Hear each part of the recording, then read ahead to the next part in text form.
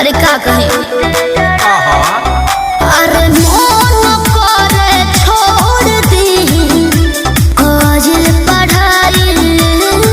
होला सकुदिया में बहुत लड़ाई धके कोनो गड्ढा खींच ले बाटू पटा हमर केहुआ डरा देले बा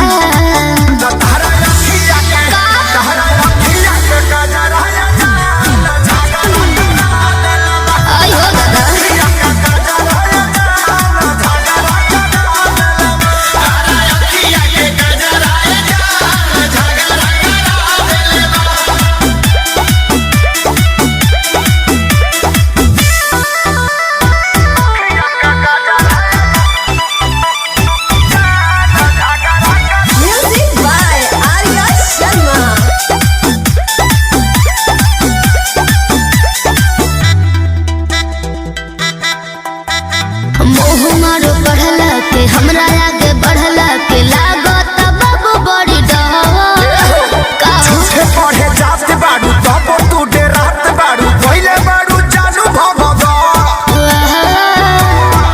तहरा कहला से पढ़ल का छोड़ दे हो तब बोला कवना के देह धके कोड़ दी हो तहर पागल बात मोते हमर होई दूर गति बात निंदिया उड़ा देले बा तोहरा अखिया के गजरा है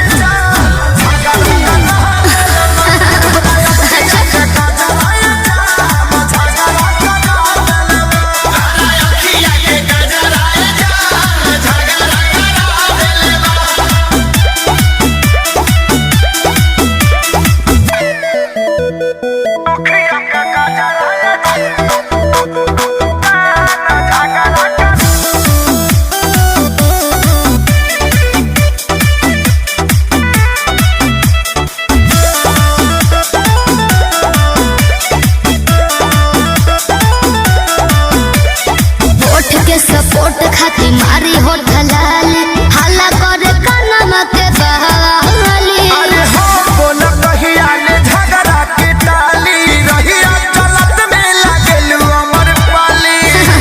कि हमारा होए सन देखावे के तो हुनर बाटे हो तो अखिलेश खेसारी से बढ़ के छू छू न बाटे हो अच्छा मोनो भइल बता हो सभे कहे बाह वैसन रास्ता धरा देले बा तोरा अखिया के जियो ब्यास तोरा अखिया के गजरा होके दो अखिया के गजरा हेलो दोस्तों, आप सब कैसे? आई होप कि आप सब बहुत ही अच्छे होंगे। दोस्तों, यह हमारा डांस वीडियो आपको थोड़ा सा भी अच्छा लगा हो तो लाइक कीजिए, कमेंट कीजिए और अपने दोस्तों के पास भी शेयर कीजिए और हमारे चैनल को सब्सक्राइब करना ना भूलें।